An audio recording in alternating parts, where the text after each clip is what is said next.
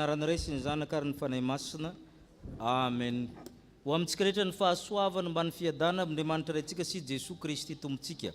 Alahady voalohany amin'ny volana Martsa, ananantsika ny hevitra hoe miantso amin'ny fibebahana ny Tompo.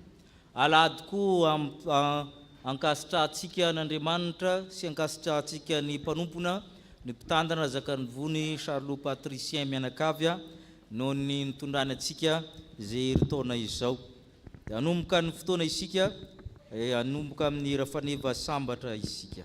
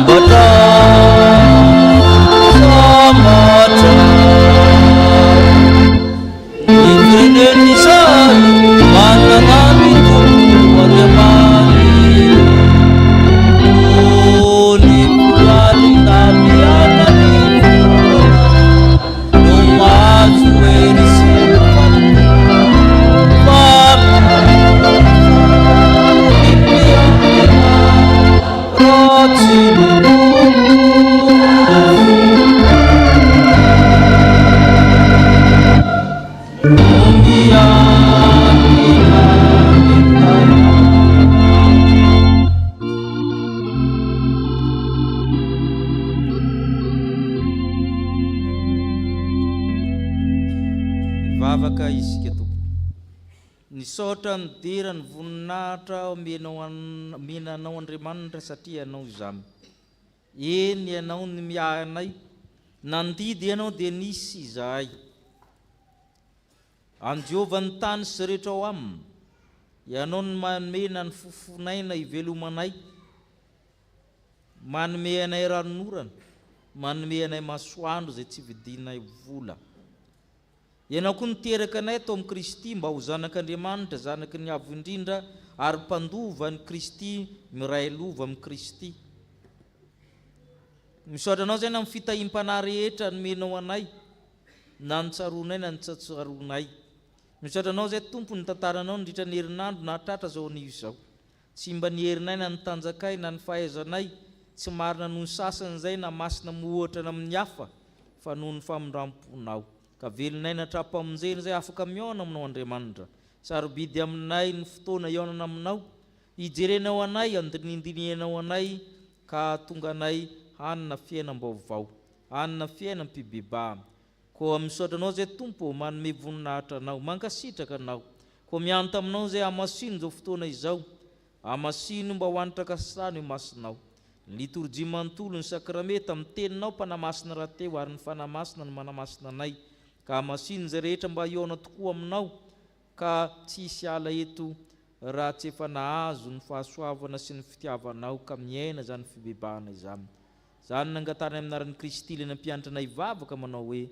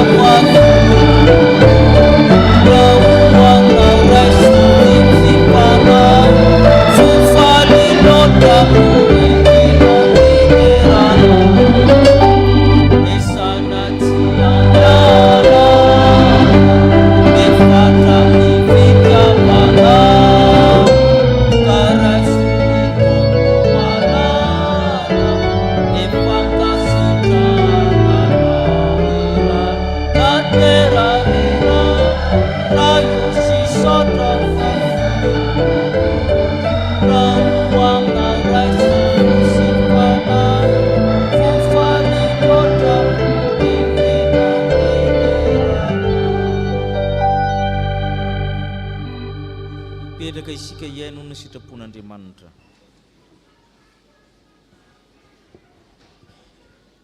Ry havana, manana ny fitsipika tokony ho arahantsika ny tompo, ary manana ny didiny tokony tandremantsika izy. Ampahana amin'izany hita amin'ny Romanina 2 manomboka amin'ny 2. Hoy ny apôstôly, fantatsika fa fitsaran'Andriamanitra dia araka ny marina amin'izay manao toy izany. Ary ianao raha lehilahy izay mitsara manao izany, kanefa mba manao izany koa ny tenanao.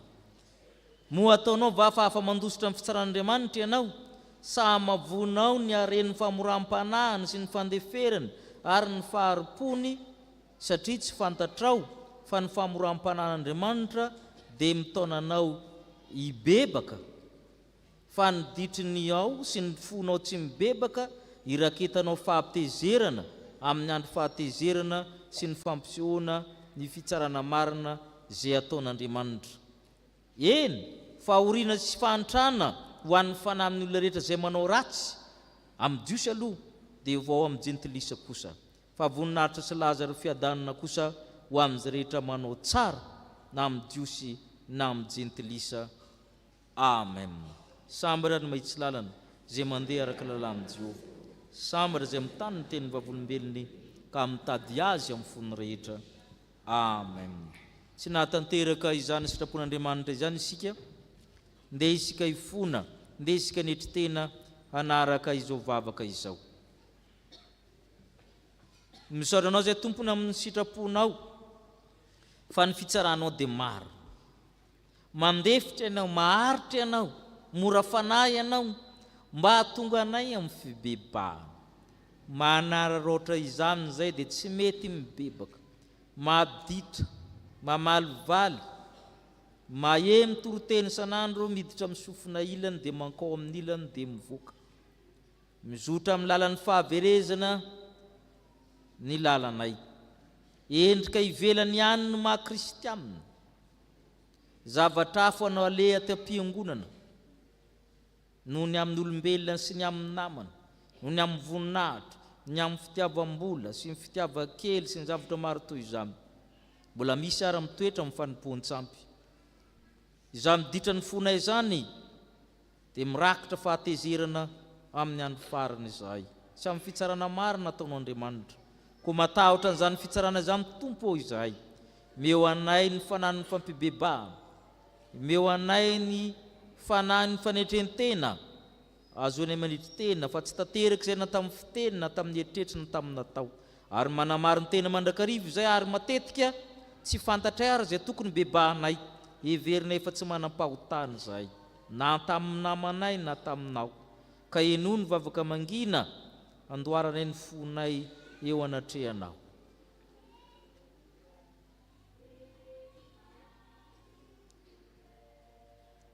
Mamindroa fo aminay ry Andriamanitra rainay. Mamela ny elokay ry fanahy masina mpanavao anay. Mamindra fo aminay ry Jesosy Kristy avy any Nazareta. Fa amin'ny anarany herery ihany nazoanay famelan-keloka sy mangataka ho amin'izany. Amen.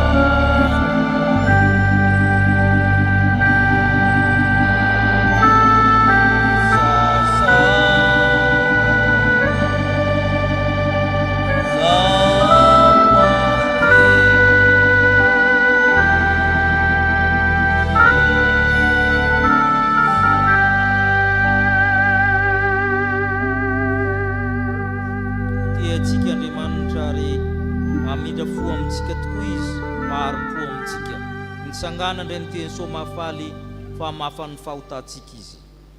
Oe ny apôstôly masina aminao, misy azo paorina vao aminareo aoka izy vavaka, misy faly va aoka izy ira fiderana, misy marary va aoka izy ampahaka ny lolon'ny fiangonana ka hivavaka aminareo. Ary ny vavaka ny finoana dia amonjy le marary, fa ny tompo no anangana azy ary raha nanota izy avelany elony. Koa mifaneke heloka ianareo ary mifampivavaha mba ho sitrana fa ny fiasan'ny vavaka ny marina dia mahery indrindra. Raha misy eo aminareo miala amin'ny fahamarinana, misy anankiray mampibebaka, aoka ho fantatrareo fa zay mampibebaka ny mpanota hiala amin'ny lalan'ny fahadisoana dia amonjy fa na tsy ho faty sady anarona eloka be. Noho izany ry havana, aminaran'i Jesu Kristy no nambarana voavela sy voafafa avokoa ny fahotanareo noho ny anaran'ny masina koa samyamideran'ny tompo ianareo.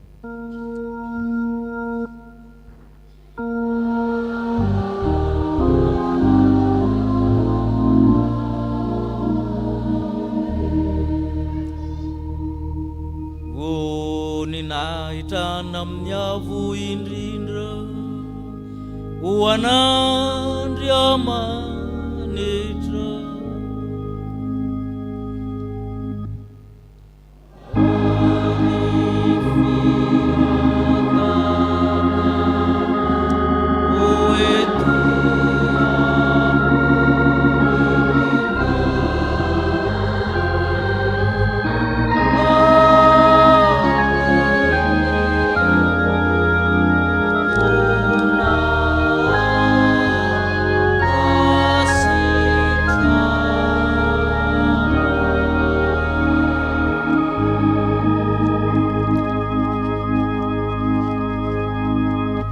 petraka amin'ny fifaliana isika no nira voalahatra ataontsika maridina tsara fisaorana ny tompo an'izany familan-keloka izany sady iomanantsika amin'ny liturjian'ny tenin'Andriamanitra.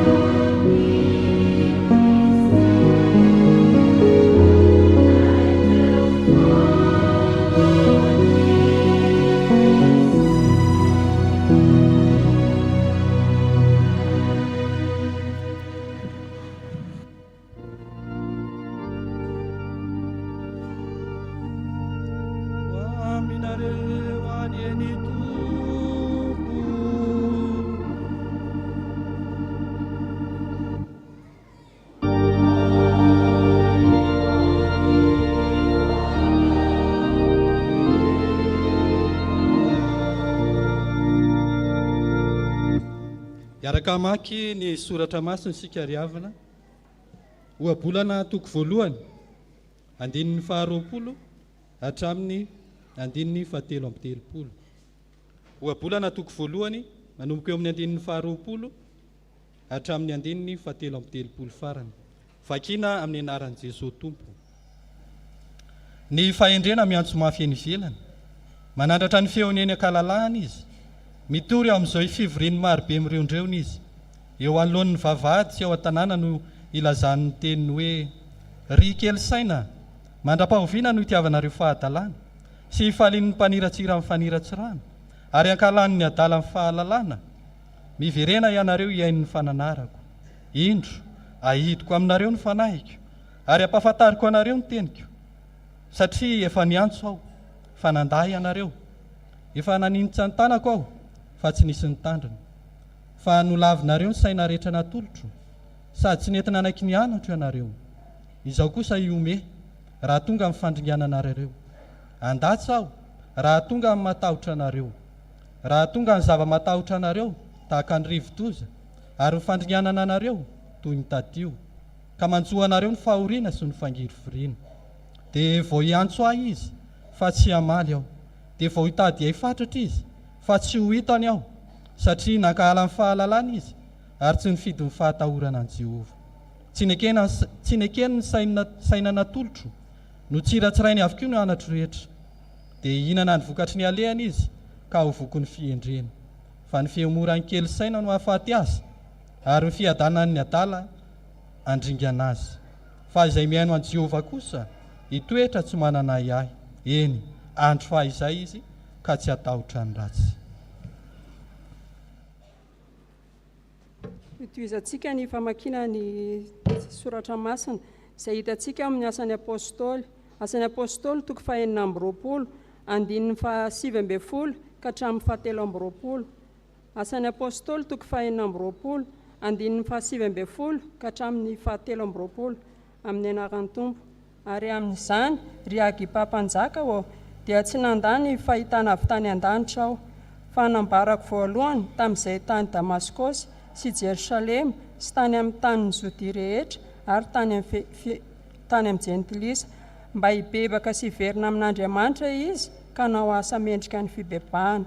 Ary izany no nisamboran'ny Josiah teo amin'ny kianjan'ny tempoly sy ny tadiavany hahafaty ahy. Ary noho ny fitahin'Andriamanitra ahy dia mbola maharitra mandraka androany aho ka manambara na amin'ny kely na amin'ny lehibe, ary tsy milaza na amin'inona izay nolazain'ny mpaminany sy Mosesy fa ho avy. Fa Kristy tsy maintsy mijaly ary ho voalohany hitsangana amin'ny maty ka hitory ny fahazavana amin'ny olona Israely sy amin'ny Jentilisa. Filazantsaran'i Jesosy Kristy araky ny Matio toko 10. Raisitsika amin'ny andininy 7 ka hatsahatra amin'ny andininy 12. Matio toko 10 raisina amin'ny andininy 7 ka hatsahatra amin'ny andininy 12. Fa noho ny nahita ny fariseo sy ny eo am-pitsanganana no makitsika ny teny.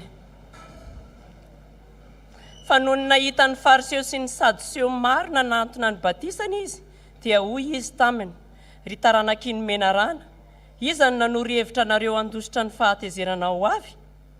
Koa mamoaza ny voamendrika ny fibebahana ianareo, ary aza manao anan-kapo hoe manana ny Abrahama ho rainay izahay. Fa lazaiko aminareo fa Andriamanitra mahay manangana zanaka ho an'i Abrahama avy amin'ny reto vato ireto. Ary indro efa mipetraka eo amin'ny fototry ny hazo sahady ny famaky, koa ny hazo rehetra izay tsy mamovo tsara dia ho kapaina ka hatsipy any anaty afo. Izaho dia manao batisanareo amin'ny rano amin'ny fibebahana, fa ho avy ao aoriako, fa ilay ho avy ao aoriako no anao fa ilay ho avy ao aoriako no mahery noho izaho ka tsy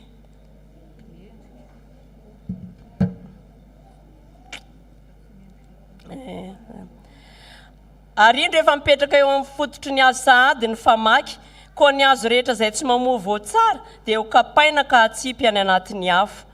Izaho dia manao batisanareo amin'ny rano ho amin'ny fibebahana, fa ilay avy ao aoriako no mahery noho izaho ka tsy mendrika hitondra ny kapany aza aho, izy no anao batisanareo amin'ny fanahy masina sy ny afo.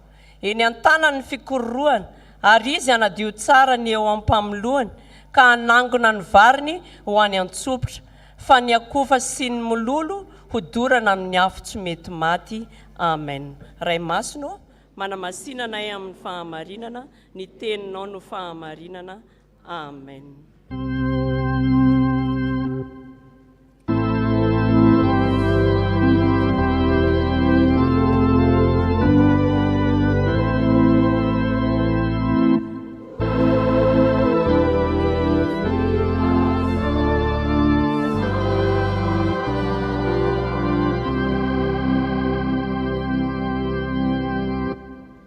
dia hiara hivavaka ary sika tompoko.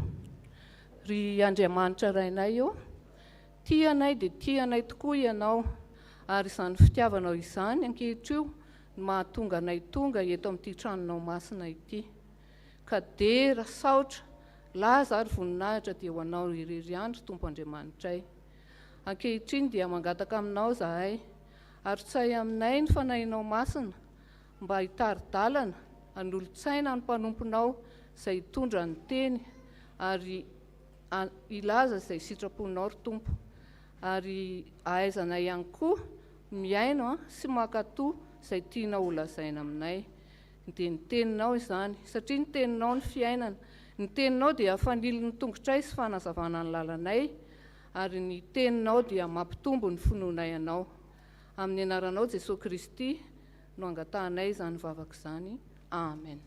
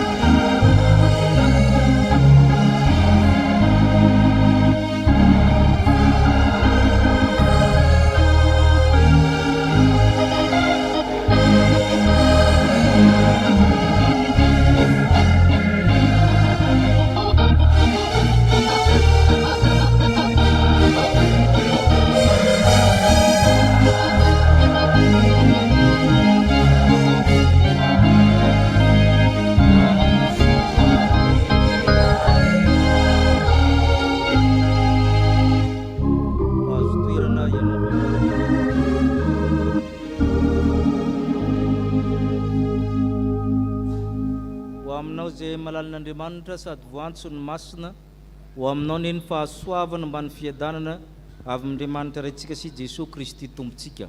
Matio 7.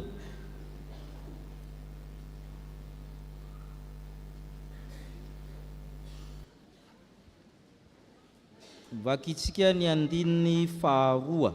Vakitsika aminaran'ny Tompo manao hoe mibeba ianareo fa efa akaiky ny fanjakan'ny lanitra.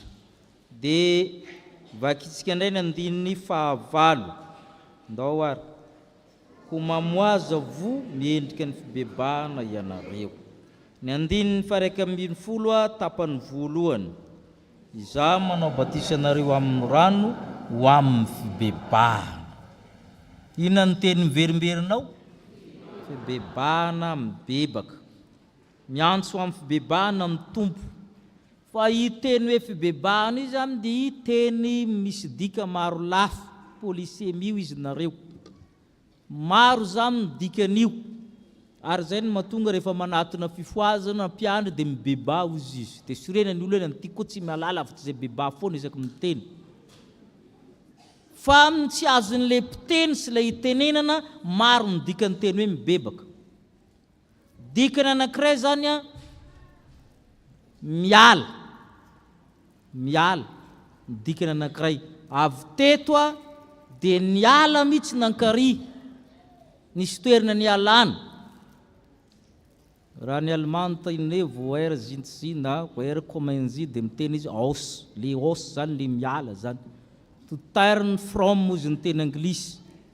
Nisy zavatra nialana zany fa tsy manjary. Dia mifindra mankatsy. Ny dikany anankiray faharoa miverina. Inona atao hoe miverina moa? Nisy toerana nipetrahany dia niala teo izy. Avy eo saina maninona? Miverina ry izy. Toerana tsara nisy ianao a nialanao dia miverina. Mitovy amin'ilay voalohany teo sa tsy mitovy? Tsy mitovy sa anankiray toerana ratsy nipetrahanao dia saina miala eo ianao ary tsy miverina eo. Fa miteny hoe miverina efa tsara le teo fa nialanao dia averina eo ianao. Roa zay. Ndikany manaraka miova. Miova ra George. Miova amin'ny dikany anankiray. Ny miova zany a aty kokoa le resaka. Miova saina, miova hevitra. Efatra zay. Dikany manaraka manenina, regrete zany, manenina mafy, aty kokoa zay, émotionnel kokoa ato, manenina mafy amin'le ratsy satria misy fotoana zavatra bebanao zany tsy azo arenina tsony, irréparable ozy nareo. Ka iny le hoe ato ianao zany no manao le fibebana satria tsy azo averina tsony iny. Ohatra hoe raha namono olona ianao maty le olona ngano afaka mamerina azy ino, fa le ato sisa namboary. Mety niady taman'olona ianao lasa izy nifindrany De Gaulle na any Frantsa tsy hitanao tsony izy fa aiza ianao no manao le fibebana. Ato zay ny dikany hoe manenina. Ny dikany manaraka asa, misy asa tao, iny le hoe mamoaza voa miendrika amin'ny fibebana, tsy miteny izy, tsy mamoa-peo izy, tsisy resaka mifindra fa tonga de action avy hatrany, misy asa taony ahafantarany fa mibebaka izy. Raha azonareo zay zany de mitovy ny fibebana takiny amin'ny olona tsirairay sa tsy mitovy? Ary zay mahatonga le olona miteny mibeba foana nina teneninao satria ianao no tokony eritreritra. Tsy mitovy ny fibebana ataon'ny pastera sy le olona mbola manompo sampy ary manoko skidy, tsy mitovy zay, tsisy mitovy zany izy io. Fa izy fotsiny ny toerana misy azy de telo ary ianaro tsy enjery, de fietsika tsotra averintsika ato de amty. Ahoana izy teo avereny hoe ty manambara inona? Saina sy hevitra sy zay momba an'izay, na mialy io na miverina io na miova io ato. Le anankiray zany toeran'ny fo fietsem-ponao rehetra manenina, de ny ato manambara inona? Asa. Zay toerana telo zay nipetrahan'ny fibebahana. Ka i Jaona mpanao batisy eto no miresaka momba ny batisan'ny fibebahana, batisan'ny fibebahana.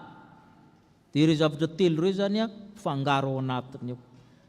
Voalohany miala amin'ny ratsy ka manao ny tsara na manao ny marina, miala amin'ny ratsy ka manao ny marina. Ary fibebahana io koa zany misy antanatohatra roa, satria rehefa manao ny marina ianao de misy fahamarinana karazany roa. Ny teny malagasy hoe fahamarinana de nandikana teny roa farafahakeliny, ny ray vérité, ny ray justice. Zavatra samy hafa be zany. Ny vérité de zavatra momba an'Andriamanitra, ary tsisy raha tsy ao amin'Andriamanitra ihany, satria Jesosy miteny hoe zaho ny lalana sy ary fiainana. Jesosy ihany no afaka manome an'io, fa ny justice afaka ataonao.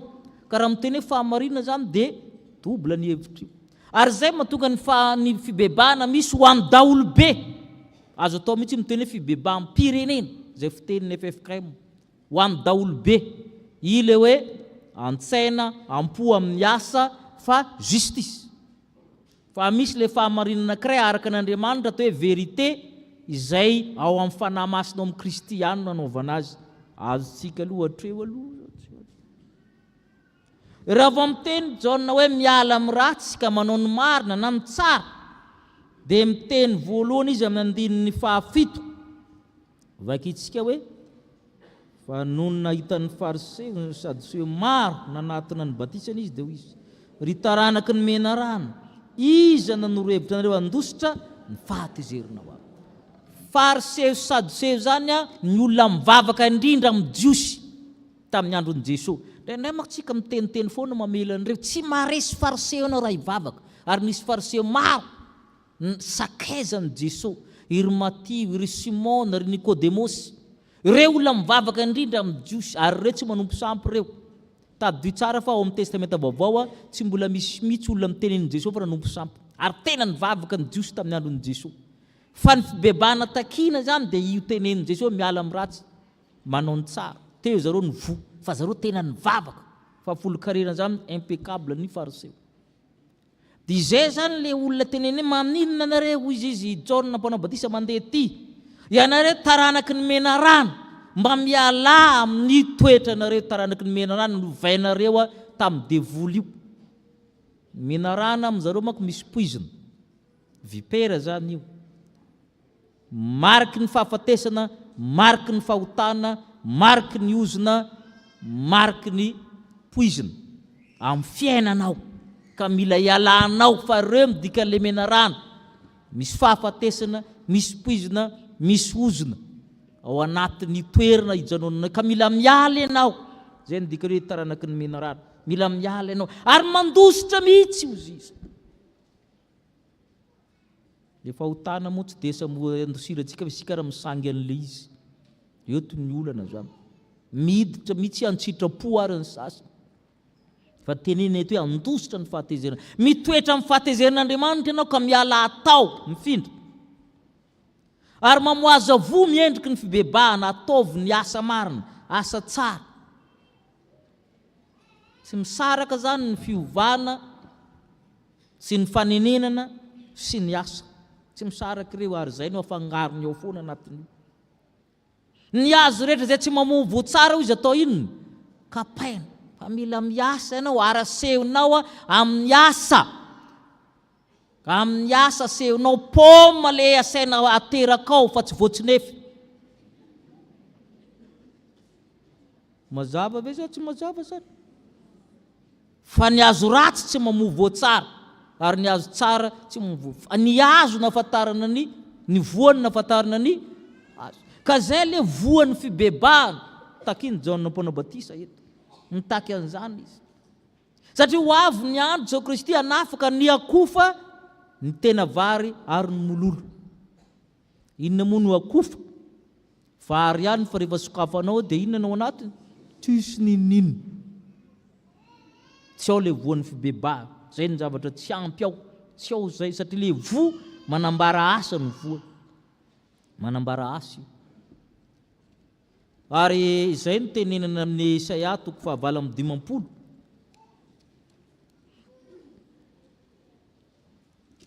Isaia 40:50 io zany milaza Isaia io hoe ataovy mafy ny antsonao fa mbola tsy eny, ambarao amin'ny oloko ny fahadisoa ny fahadiso ireo mitady anahy, mifady amina, mivavaka tsara tahaka ny fariseo, fa inona ny mbola olana? Inona ny olana? Zay le tenenina amin'ny Isaia, ndana ambarao amin'ny oloko ny fahadisoany mba hibebaha. Mivavaka tsara reo, fa manomboka amin'ny 14 misy zavatra hafa. Maninona zareo rehefa mivavaka ozy izy? Iady sy fanditra. Zay no atao ao anatin'le izy mody mivavaka io. Zay no ao. Mampahory ny hafa amin'ny 15. Zay no ataony. Aiza le asan'ny fibebahana. Ka ny fifadinana ny fibebahana hoy izy, asorony zoka ny faratsino aminao ao. Ome tramin'ny olona, ome mofo ny olona, zarao zay anananao, dia manaova fahamarinana. Manaova fahamarinana. Zay tenenina io. Miala amin'ny ratsy, manao ny marina na manao ny tsara. Hiditra amin'ny tapany faharoatsika. Ile tapany voalohany teneniny Jaona Mpanao-Batisa io, mety vitan'olona tsy mivavaka. Miala amin'ny ratsy. Nul n'est censé ignorer la loi. Fantatry ny olona rehetra zany aza mangalatra izany. Ary eo ny sariako ny saintsika rehefa hiditra amin'ny tapany faharoa hoe le fahamarinana anankiray justice io zay tamin'ny voalohany dia fantatry ny olona rehetra ary tokony ataon'ny olona rehetra.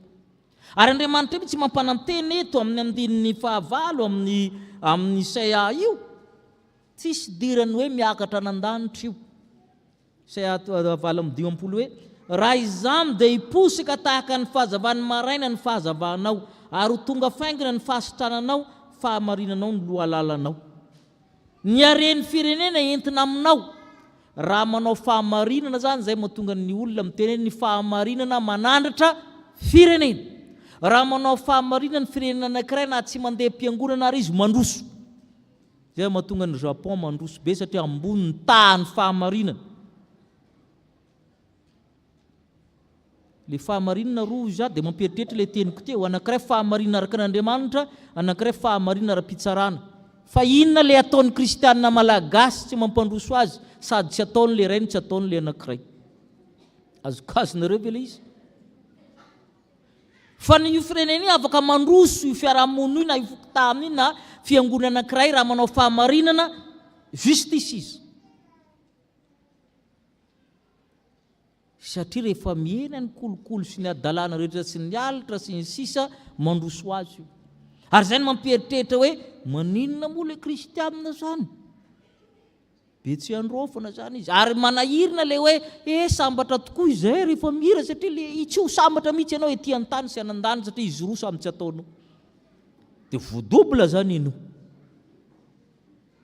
Fa ny olona izy tsy netrehitra lanitra fa nataony le anankiray dia nilamina amin'ny taniny, dia gagabe ianao vitsikely izy mibabaka fa izy nandroso satria le iray nataony, le tenenin'ny Jaona Mponambatisa. Fa le faharoa zany le hoe miverina amin'ny Andriamanitra, ino zany le takina amboniny kristianina. Tsika zany takina fibebahana dobla, ny iray tovizantsika amin'ny olona rehetra, miova saina, miova hevitra, manana toe-po manenina, manao ny tsara, ny olona rehetra afaka manao an'izany.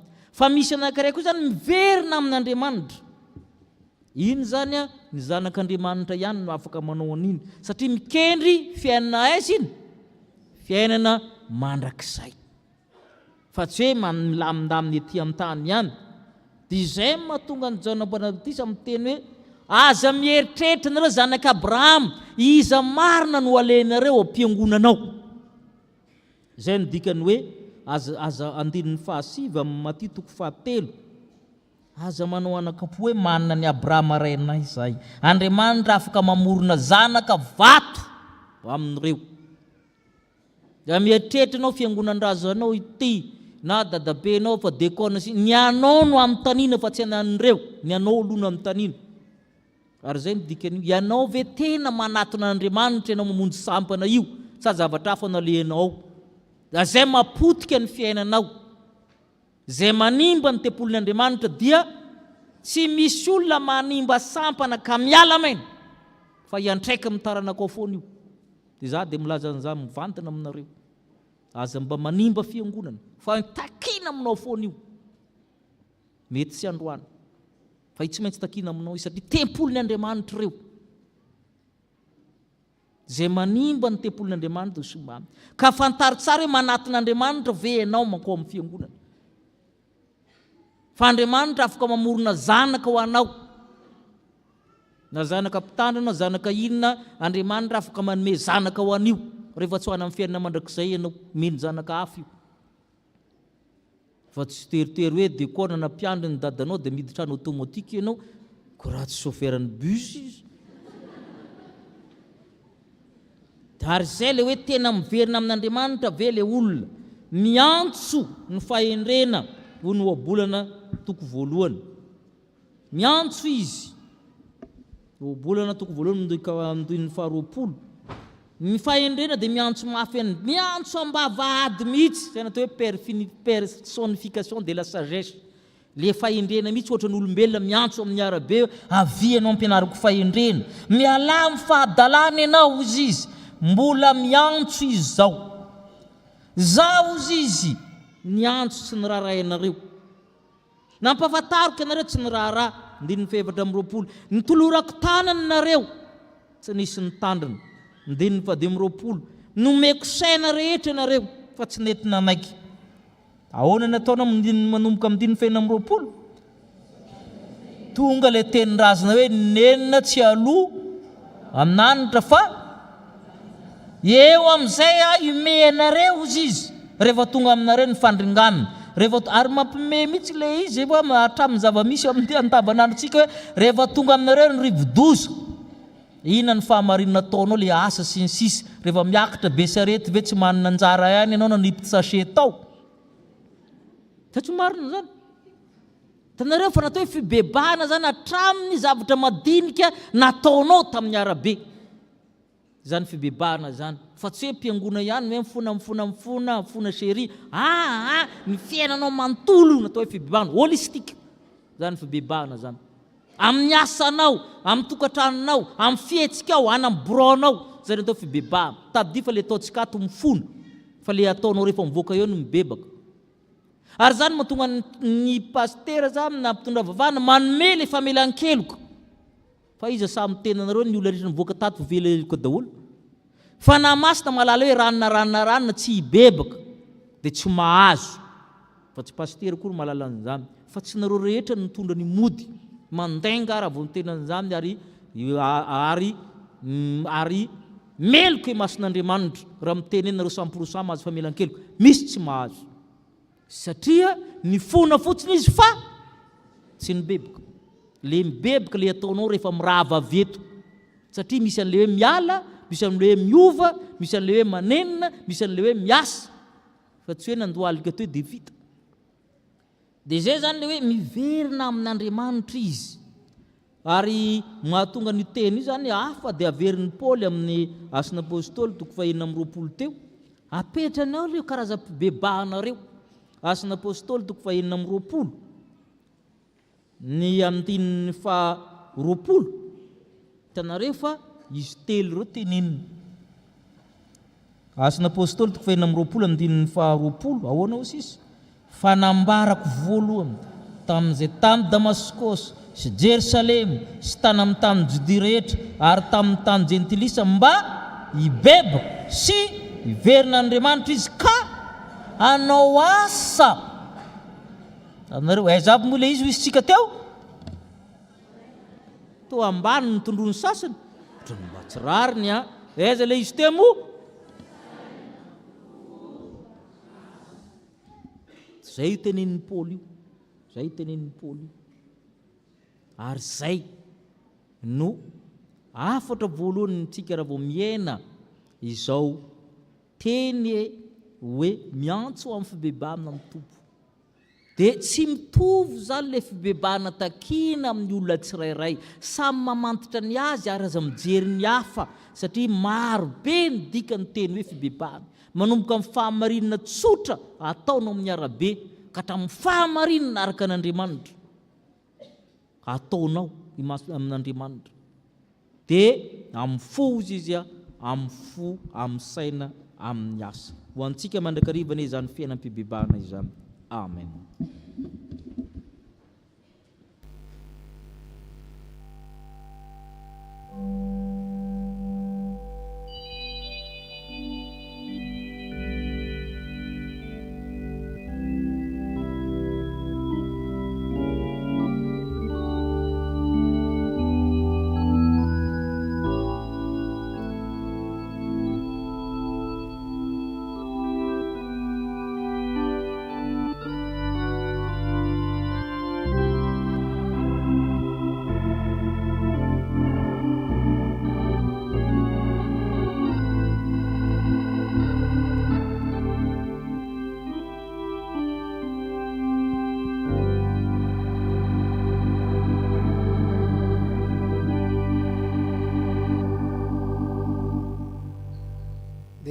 Mbola amin'ny vavaka isika fifaliana ho anay Andriamanitra tompo mpamonjy anay io ny nandre ny afatra izay nampitondrainao ny mpanomponao taminay teo izay manambara aminay ny fiainam-pibebahana sy antsony amin'izany fibebahana zany ka nentinao anazavana ny sainay amin'izay rehetra tokony hibebahanay tsy nafantatra afa-tsy zavatra iray ihany izay manatiny izany fibebahana izany fa androany dia nampafantarinao ny amin'izay rehetra azonay hibebahana sy tsy maintsy hibebahanay eo amin'ny fiainanay nambaranao taminay fa raha olona tena mibebaka izahay dia miala miratsy ka manao ny marina izany fialana izany fibebahana izany dia amin'ny alalan'ny asa amin'ny fahamarinana satria tianao izahay hiaina amin'izany fahamarinana izany indrindra ny amin'ny mpino tsirairay avy iantombohana izany ka hoentina eo amin'ny fiarahamonina ampandrosoana ny firenena ny fahamarinana mantsy no manandratra avo ny firenena ka takina amin'izany ny ovana saina hevitra ary mba hanana toe-po tsara. Tompo, misaotra anao ny amin'izany teninao izany, ary tsy izay ihany fa miverina aminao Andriamanitra ka afaka anao fahamarinana araka anao Andriamanitra. Izay rehetra ataonay Tompo manomboka amin'ity andro androany ity dia zahanay ary apetraka eo ampelatananao mba hahatonga anay ao amin'ny fibebahana marina, ary indrindra amin'ny maha-kristianina anay dia hiaina ilay fibebahana sy ny fahamarinana dia izay kambananay amin'ny daolobe sy izay mampiavaka anay kristianina ka antoka hiakaranay any amin'ny fiainana mandrakizay. Tompo, engane mba hampanjakanao amin'ny fiangonana izany fiainam-pibebahana izany,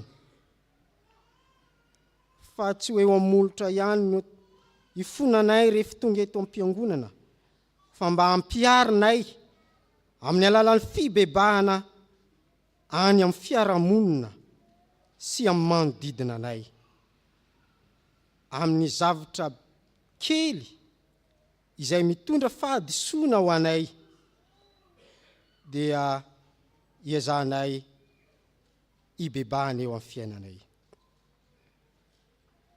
Tompo, aoka ihany koa mba hiainany eto amin'ny firenenay izany fiainam-pibebahana izany, ka mba hahatonga anay hampanjaka ny fahamarinana, ka mba hahatonga ny firenena androso manomboka aminay kristianina izany, ary mba hitondra fampianarana modely amin'ireo izay tsy piditra amin'ny fiangonana fa tena hampanjaka ny fahamarinana eo amin'ny sehatr'asa rehetra izay tanterahanay.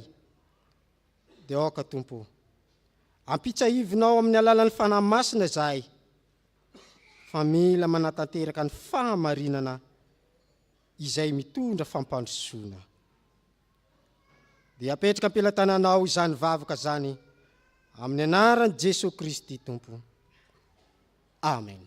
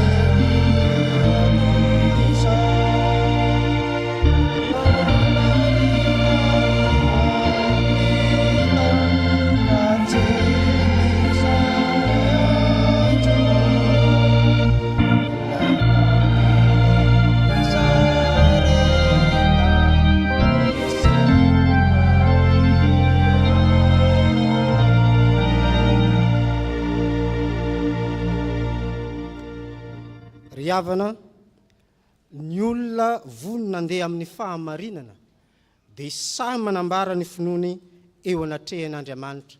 Aoka isika hitsangana anambara ny fanekem-pinoana, dia ny fanekem-pinoana apôstôlika izay ombonantsika amin'ny fiangonana kristianina manerana izao tontolo izao, na ny fanekem-pinoana voalohany manao hoe: mino an'Andriamanitra ray tsy tompo anao lanitra sy ny tany, ary mino an' Jesosy Kristy zanany lahy tokony atombotsika, izay nitorotoronina tamin'ny fanahy masina, naterika ny Maria Virgine, nijanona raha nanapoka Ponto-Pilato, nombona tamin'ny hazo fijaliana, maty ka nalevy, nihidina amin'ny tany fiainantsika, nitsangana tamin'ny maty tamin'ny andro fahatelo, miakatra ho any an-daniny, mipetraka eo ankavanan'Andriamanitra ray tsy to, avy any avy tsara ny velona sy ny maty. Mino ny fanahy masina, ny fiangonana masina manerana izao tontolo izao, ny fiombon'olona masina, ny famelan-kelo, ny fitsangana ny tenany maty, ary ny fiainana mandrakizay. Aoka hipetraka ny fiangonana. ao anatin'ny fiankira fohy dia roso amin'ny vaovaon'ny fiangonana isika.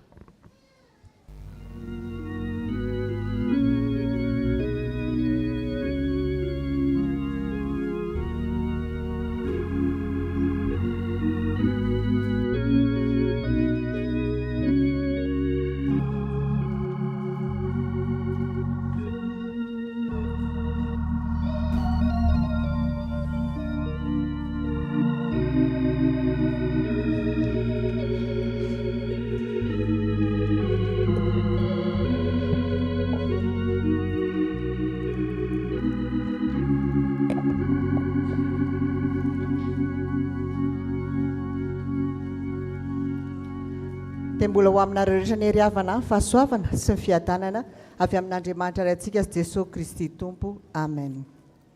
Toy izao indray vaovao ray izao marain'izao avy amin'ny mpitandrina sy ny biraon'ny fiangonana. Ny alahady an'io ry havana dia alahady natokantsika ankasitrana ny mpitandrina Razakarivono Charlot, koa ny rakitra faharoa dia atokantsika ho azy mianakavy. Isaorana ny tompo fa totosa soamatsara omaly ny fampiaraban'ny fikambanan'ny diakonina sy loholona teny Ambohimangakely. Isaorana ny tokantrano izay nandray tamin'izany ny biraon'ny fiangonana, ireo filomboninahitra ary indrindra isika fikambana amin'ny diakonina sy loholona izay niara-ny salahy nahatanteraka izany. Ny fiofanan'ny diakonina sy loholona izay iraisan'ny chapelle militaire 10 dia ho tanterahana ny manjakandriana ny sabotsy 15 Martsa ho avy izao.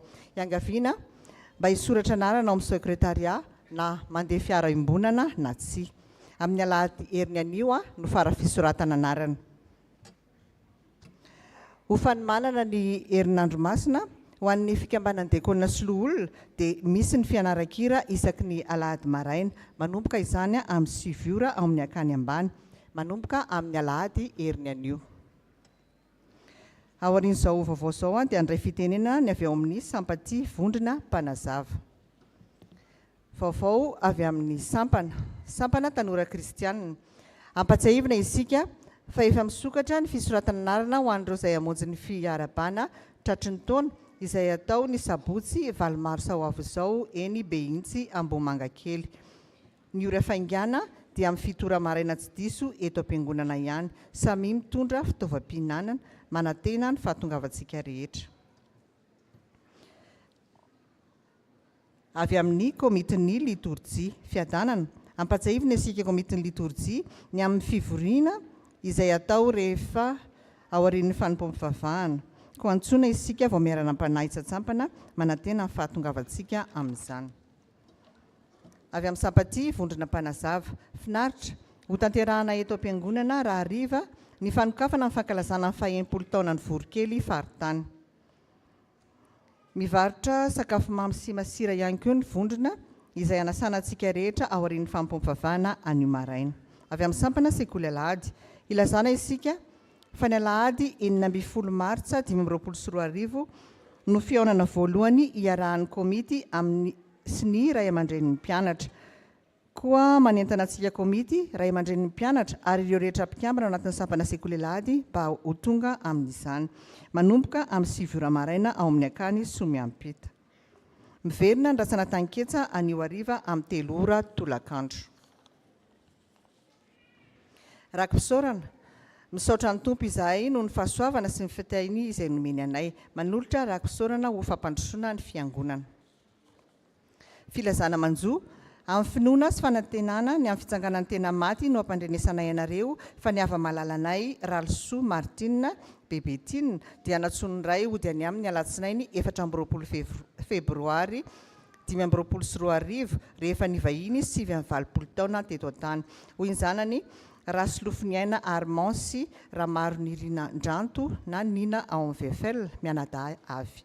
Ny zanany ny zafiny ndray tapo amin'ny fianakaviana manontolo, ny fokotany Yavlo, ny fiangonana FJKM Angododona Amiray, ny fiangonana Akadimanga Manjakandriana. Nofiny dia niala tao amin'ny tranony Yavlo ny alakamisy 17 Febroary 2024. Natao veloma farany ny fahamezam-boninahitra an'Andriamanitra tao amin'ny FJKM Angododona Amiray alohan'ny nametrahana azy tao amin'ny fahasandrazany tao Ankadivory Sud Manjakandriana. efa niady tsara aho nantanteraka ny fiasakazahanao ary nitahiry ny finoko ao. Timoty 2:4-7. Ny famangin'ny fiangonana riavana dia ho tanterahana ao aorian'ny fanompoam-pivavahana anio maraina hatao eto am-piangonana ihany. Toizandray vaovao ray voninahitra ho an'Andriamanitra irery ihany.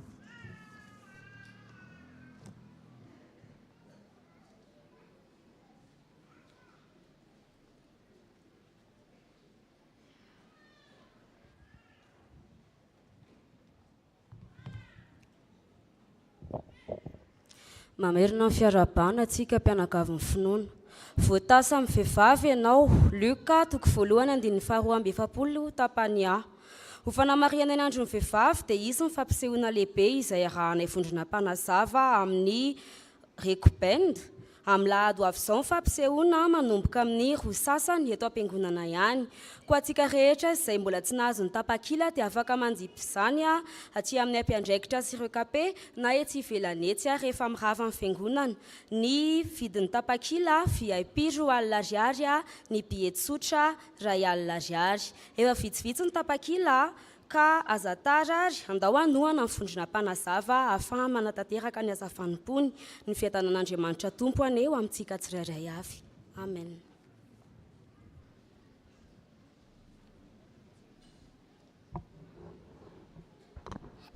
Miarabantsika rehetra aminaran'ny Tompo ny synode lehibe ny efitsikema dia tanterahana ny taolagnaro na Fort Dauphin zany amin'ny volana Aogositra. Tsara mitonam-bavaka an'izany tsy amin'ny maha synode lehibe ihany fa fatatsika fa tsy maintsy hisy inona eo aorian'ny synode lehibe filoha vaovao satria misotro ronono dia misotro ronono filoha ankehitriny ka tsara satria ankinan-javatra be dia be izany filohany efitsikema zany na manerina ny raha manerana amin'ny tany na manerina ny raha eto Madagasikara na manerina ny raha anatiny amin'ny efitsikema tena zava-dehibe mitonam-bavaka amin'izany. Ny mpitandrina raha teo fantatra fa mamonjy hatrany ireny fotoana ireny. Zavatra faharoa ny amin'ny volana Martsa tiny heverina voatanteraka ny fanavaozana ny birao ny fiangonana. Tompona andraikitra voalohany amin'ny fanavaozana izany birao ny fiangonana izany dia ny filohan'ny birao ny fiangonana. Izy ny manangana ny ekipany amin'izany birao izany. Fa ny mpitandrina manara-maso ny fepetra ny resantsika tamin'indray mandeha, fepetra ara-miaramila, fepetra ara-teknika ary fepetra ara-piangonana. Mahafenan'izany ve le birao alahatra io anjara mpitandrina mijeran'izany ary manitsy raha vao tsy mifanaraka amin'izay zany le izy. Fa ny filohan'ny fiangonana mitompona andraikitra amin'ny fananganana ny birao ny fiangonana. Dia fatatsika tsara zany fampizaran-draharaha zany fa izy ny mifidy ny ekipa iara-iasa aminy. Mazava angamba izay. Ny faharoa, maninona moa tsika manao fankasitrahana mpitandrina na alahady mpitandrina na tsy haiko sy ny zavatra maro samihafa momba mpitandrina. Zavatra anankitelo ihany resantsika na dia maro azy. Voalohany didin'Andriamanitra zany. Aza manakombona ny vavan'ny omby mively vary. Ny omby rehefa ampiasainao dia mihinana n'le bozaka na ahatra izy fa tsy tapenanao ny vavany sady efa miasa mafy izy. Soratra masina zany. Zay mitory filazantsara dia velomin'ny filazantsara. Be dia be ny soratra masina moa zany fa sola scriptura efa hainareo zany dia efa hainareo iny. Ny faharoa fifanomezana. Le mpitandrina manomenao zavatra ara-panahy dia ianao valin'izay anome azy zavatra ara-nofo. Fity mifamaly za amin'io zany. Ary zay mahatonga rehefa miarahaba mpitandrina takan'izany mirary soa ny fiteny fa tsy mitsodrano. Izy ny mpanome le tsodrano fa mirary soa ny fiteny amina mpitandrina fa tsy hoe mitsodrano. Satria izy ny manome zavatra ara-panahy izy ianao manome zavatra ara-nofo. Kanefa rehefa fiangonana mitenenina inana amboniny zava-panahy sa ny zavatra ara-nofo dia izy zany ny manome betsaka dia fieritreritra zany. Ny fahatelo fahaiza mankasitraka satria fanompoana tsy vitanao io. Ary zay fahatelo zay ne lafiny pratika.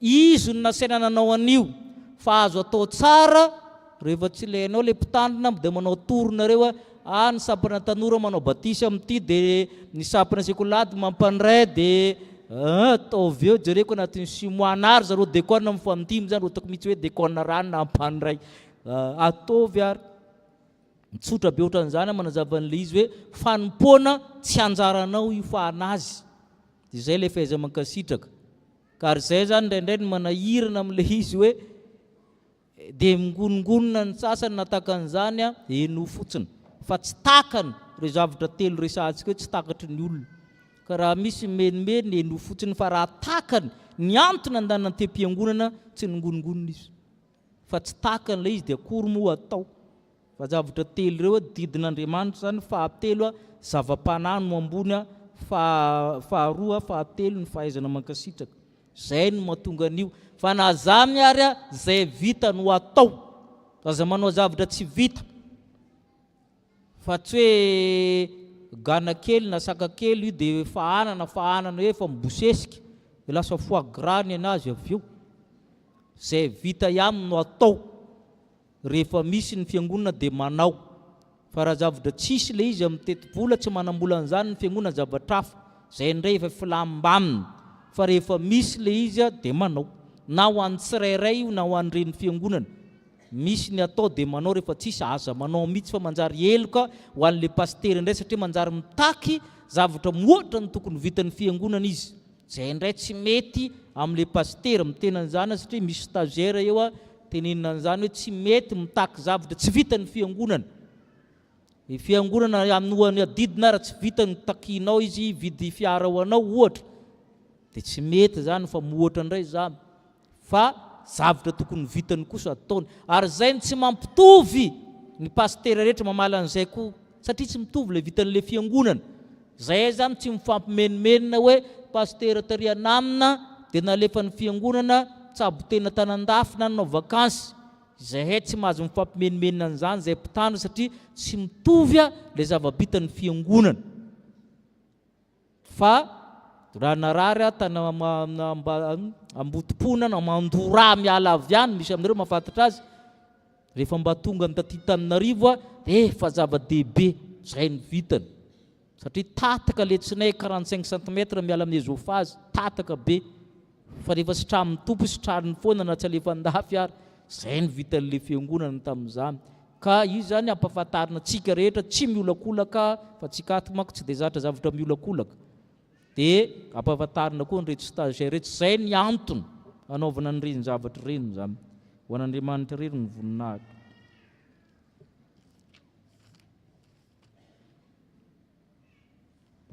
iroso amin'ny fankasitrahana ny mpitandrina zakarivony Charlot Patricien tsika araka izany zao ny fizotran'le izy hiakatreto izy mianakavy kely anatrika ny altara isy vavaka fampahirezana tenin'Andriamanitra tsodrano azo ireo rehefa vita izay dia angaviana ny filohan'ny fiangonana anao miteny fisaorana ho azo ireo rehefa vita izay dia araha-bazy voalohany izy mianakavy ny mpitandrina mivady ny ray aman-drenym-piangonana mivady avy braon'ny fiangonana dia nareo solotena ray isa-tsapana sy ny komity dia rehefa vita iny ilahatra eto izy mianakavy kely amin'ny rakitra dia nareo zay te handray tanana azy afaka mandray tanana azy fa be ny vitany teto amintsika aorian'ny rakitra izy vao andray fitenenana zay ny filaharany ny fizotrany fankasitrahana ny mpitandrina Zakarivony Charlot Patricien mianakavy 720 ny andininy voalohany no raintsika dia mangazy avy mianakavy kely lahatra manoloana ny altara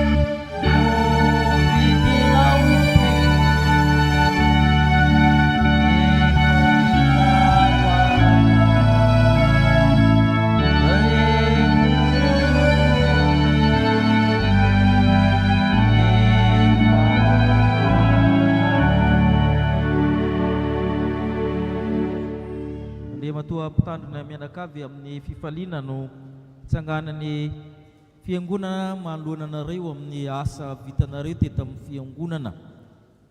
Josoa toko fa 7/20 hatramin'ny 220 mivaky toy izao. Koa ankehitriny matahoran'i Jehova ka manompo azy amin'ny fahitsiana sy ny fahamarinana ary ariony Andriamanitra izay nitompona ny razanareo tany andafiny ony sy tany Egipta ka manompo an'i Jehova. Nefa raha tsy sitraka reo nanompo an'i Jehova dia fidio anareo anio izay tomponareo na Andriamanitra izay nitompony ny razanareo tany andafiny ony na Andriamanitra ny Amorita izay ponina teto amin'ity tany ity izay honenanareo. Fa raha izaho sy ny ankonako kosa dia hanompo an'i Jehova izahay. Amen. Za miteny izany io antsika fiangonana ho an'ny mianakaviko. Josoa rehefa miteny tamin'ny teny io dia nisy zavatra momba ny fibebahana nandeha taloha. Matahotra n'Andriamanitra ozy izy. Fandresantsika teo zany. Manaton'Andriamanitra amin'ny fahitsiana sy fahamarinana zay le manatona zay le miverina. Dia manary na miala amin'ny zavatra ny tompony. Efa miteny anio izy ka mampifidy anareo izy ka izaho sy ny ankonako dia hanompo an'i Jehova izay. Dia izany koa pastera natolotra ianareo satria efa nisafidy anareo mpitandrina mivady rahateo nareo ny ankonanareo ankonana manompo an'i Jehova ary nasehonareo teto amin'ny chapelle izany ka dia miteny lango masony vary any zay raha mamerina izao teny izao aminareo izay efa fantatra sy nitorianareo ny votoatiny teto amin'ny fiangonana. Koa dia manolotra an'izany teny izany io famparezina nareo nareo mianakavy mihitsy ny fampanonfon'Andriamanitra dia tolorana ifankasitrahana ankehitriny hitsangana isika fiangonana. Mizoatra anao izay tompony amin'ny pastera Charles, pastera Anjara mivady sy reto zanany nanompo teto amin'ny fiangonana, nanao ny antsony vavatra namora na misarotra niatrika ny zavatra teto amin'ny fiangonana. Mety misy inona ampalahelo ny aty sy ny fanenjena fa izy ireo kosa nataonao ny joro ary izay fiangonana nataonao niatrika azy atranina ny raizy rehetra natolona. Isorina ianao tompo amin'ny fitahim-panahy azo tononona no zarainy teto tamin'ny fiangonana. Koa mankasitraka azy zay tsy manao veloma akory satria fanerasira eto fa ankasitrahana araka amin'ny teninao satria didinao zany satria nizara zava-panahy koa izy ary satria fanompoana tsy hainay atao zany fa fanompoana olom-baositra. Koa ianao tompona metrahana azy ireo, eo ny asany amin'ny foibe, eo ny fitondram-piangonana, eo ny fianaran'ny zanany, eo ny fivezivezena, eo ny fianakaviana. Ka ianao Andriamanitra hitantana azy ireo amin'izay alehany ka ny fahasoavanao omba azy ireo. Tanteraha izy ireo ny tsodranonao. Ny fahasoavan'Andriamanitra moatry ny falany rehetra iaro ny fonareo sy ny hevitra ireo. Saina ray sy vavy ray, ny orany mankalazan'Andriamanitra iray ny Jesosy Kristy tomponsika. Hotahina raha mandeha, hotahina raha mitoetra, hotahina raha mivoaka, hotahina raha miditra. Elatra ny akaranareo tahaka ny voromahery, andehanareo tsy ho sasatra, hiazakazaka tsy ho reraka. Amen. Petraka isika fiangonana dia mahazo miteka isika dia todika any amin'ny fiangonana nareo dia manasa ny folohan'ny bureau-ny fiangonana hanao teny fisaorana ho amin'ny fiangonana sy ho anareo. Todika aminareo.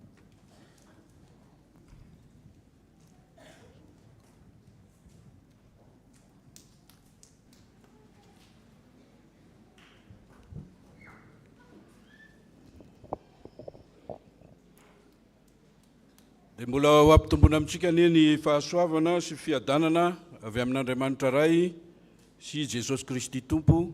Amen. Zao no fotoana fankasitrahana miarahaba antsika rehetra nahatratra izany fotoana izany.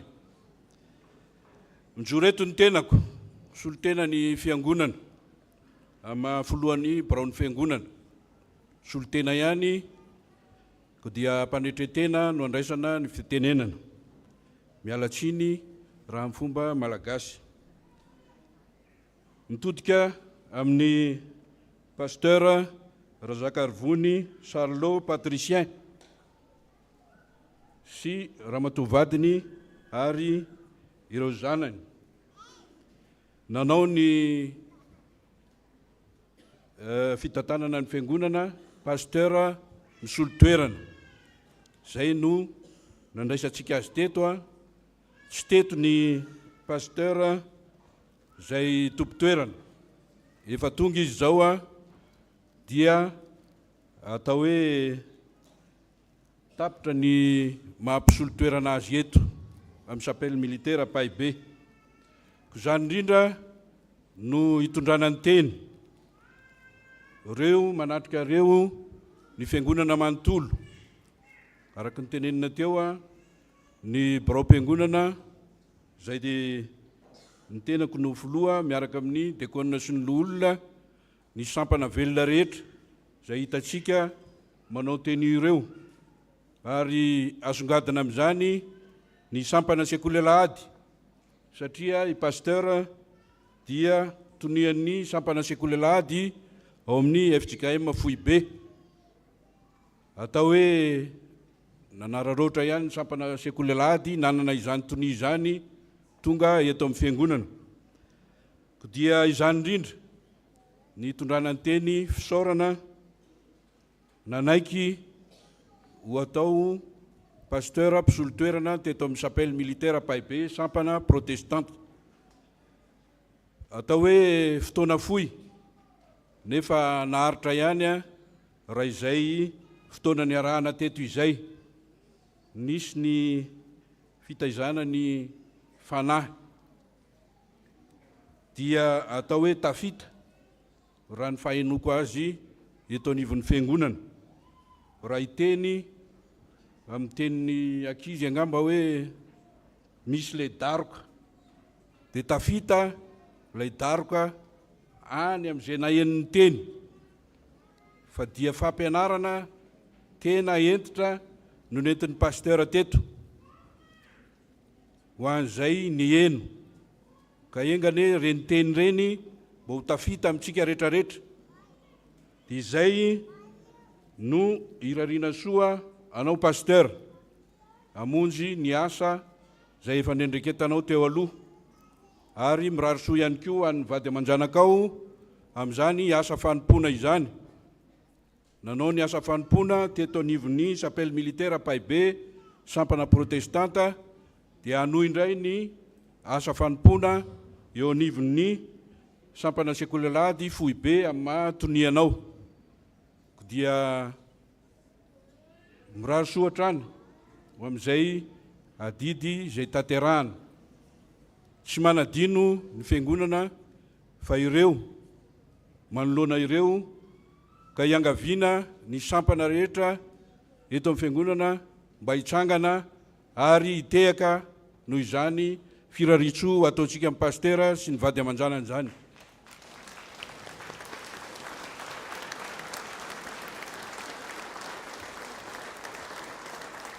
Sotra indrindra tompoko, mahazaho toerana.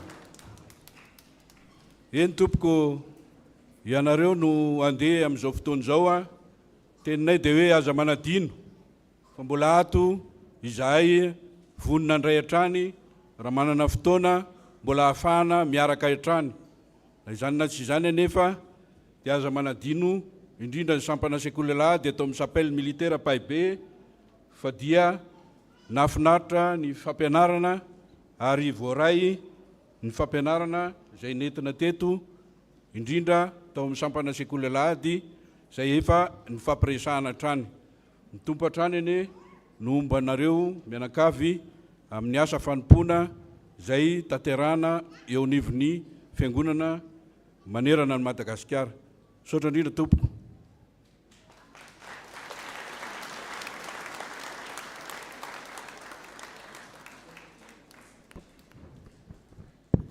Sotra ny foloan'ny fiangonana isika ny amin'izany pasteur Anjaramo, pasteur mitondra ny Merikasine ho an'izay tsy mahafantatra. Dia manasitsika ny baraon'ny fiangonana nareo filoamboninahitra sy olona ary ny soloteny isa-tsapana antanteraka ny fiarabana sy ny fanomezana. Aorin'izay isika dia iroso amin'ny rakitra mihodintsika ka hidiny eo an-dalantsara izy ireo zay te handray tanana azy aorian'ny rakitra zay vao handray fitenenina pasteur Charlot sady aneo présentation ny reto vady aman-janany. Ndao ary tsika tompo mba ambady ny fiarabana sy fandraisan-tanana azy ireo. Eo ihany nareo fa zay no manatona.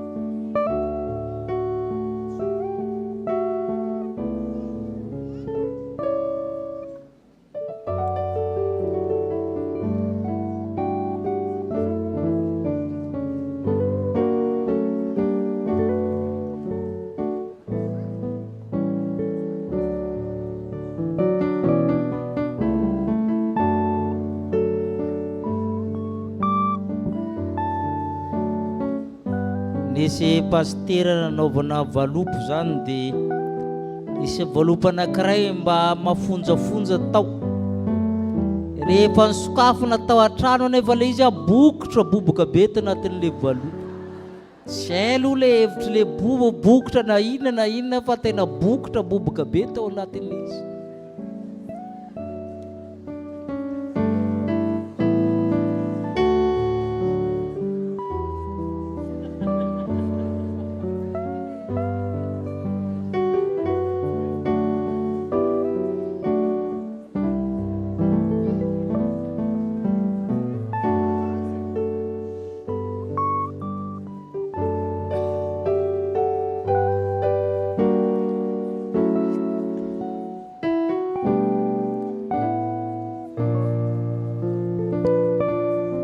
Eo andala tsara i pastera mianakavy alamin'ny dekona io sady anao nirojom-bavaka tsika iomana amin'ny rakitra.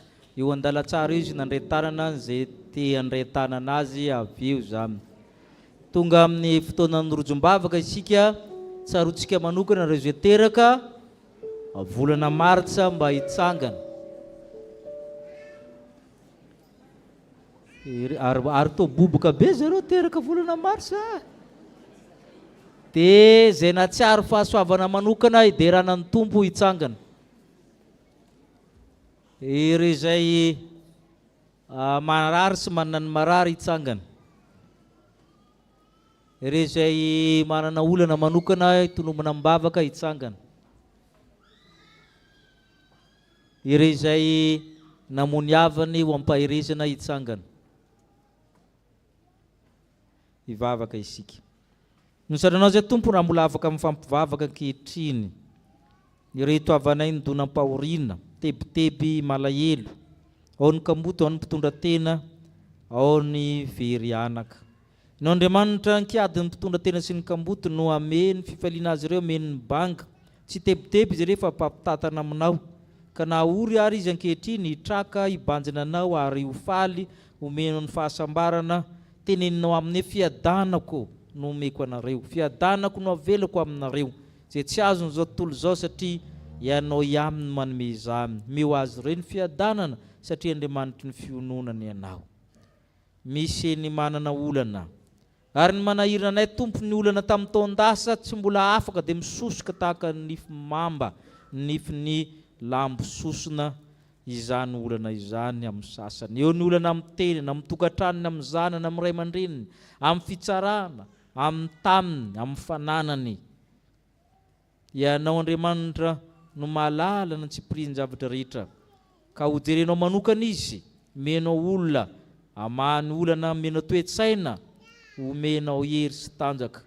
Ka hitsambikina hialan'izany olana izany, ho tapaka ny fandrika ka votsitra tahaka ny vorona izy manidina ao aminao amin'ny fifaliana.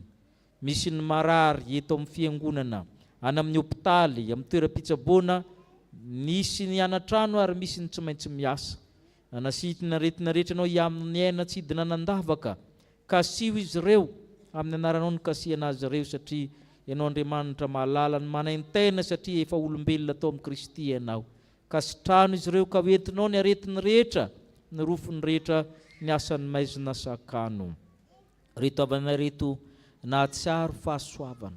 Fahasoavana ranofo ara-pananana, ara-panahy. Eny ara-piaramonina. Izay nomenao azy mba tsy ho very, tsy ahasoa ny tenany ihany fa ahasoa ny hafa koa. Ka ianao Andriamanitra midirainy raha mitsangana eto zay, raha mitsangana eto izy, tsy firerehana fa tena fanomezam-boninahitra anao, ka tsy ataonao tsinitsinina na izany.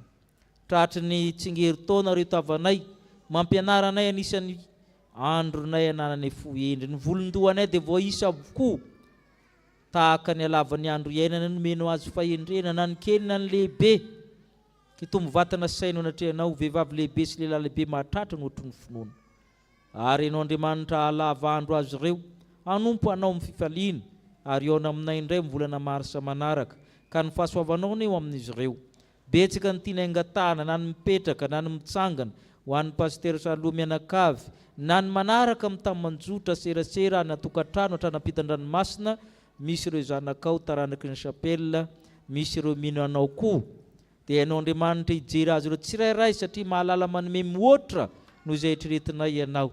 Tsy manome vato solony mofo ianao, na manome menarana solony azo an-drano, fa manome ny mihoatra ataonao feno mitafotafo ny kapoaka ny fifaliana. Meo anay tsirairay avy izany noho ny amin'ny asoavanao. Amen. Tratry ny sigeritaonareo dia morary soa mahazo toerana. Manaraka ny fandamina amin'ny dekona isika amin'ny fandraisan-tanana amin'ny pastera sy ny rakitra.